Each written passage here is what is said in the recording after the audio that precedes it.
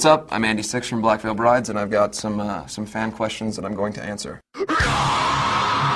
Danielle wants to know, how did you come up with the name of your band? I love the symbolism of Catholicism, and the term Black Veil Brides is actually what they call a nun when she marries into the church. She marries God and gives up the cardinal pleasures of life, so to speak. Even though I don't give much credence to the religion itself, I really respect the idea of giving up something so much for something that you really truly believe in or love. That's where Black Veil Brides came from.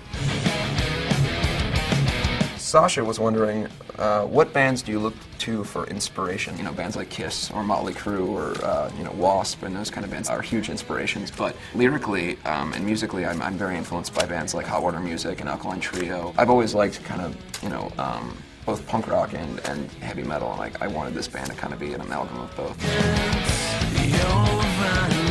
Emily wants to know, if you weren't in Black Veil Brides, what would you be doing? This was all I ever wanted from the time I was a kid.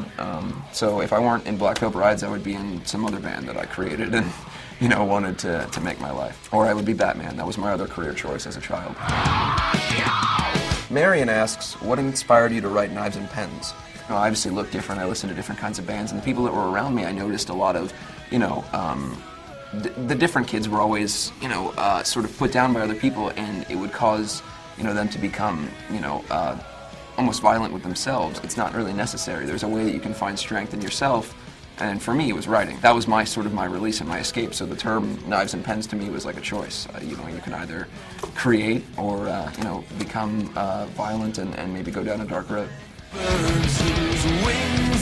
Sarah asks, what was the inspiration behind the song Mortician's Daughter? I was, you know, 15 years old and I was in love with a girl, and it's very, very genuine. You know, I wrote it about a person that I loved. It's very much a glamorized version of what, you know, a relationship can be, and I definitely, it's very close to my heart in that sense.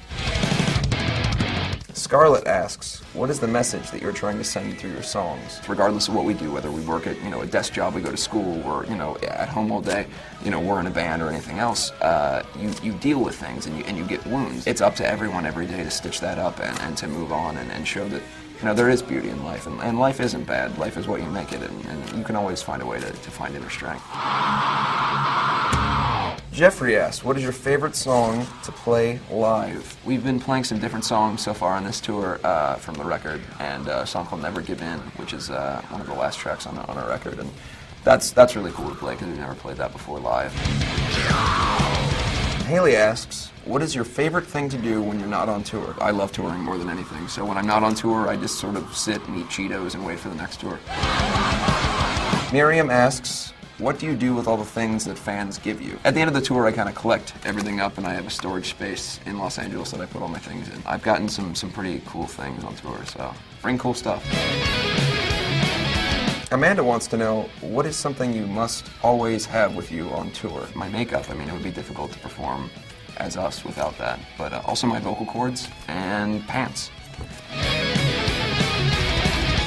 Mary was wondering, what was the most embarrassing moment that you've ever had on stage? For some reason, I decided to hang on the scaffolding on the top of the roof of the building, and what I didn't realize is that the kids could also climb a little bit, and over the course of like the next 30 seconds, my pants were taken off, and as well as my boots, and my boxers were removed.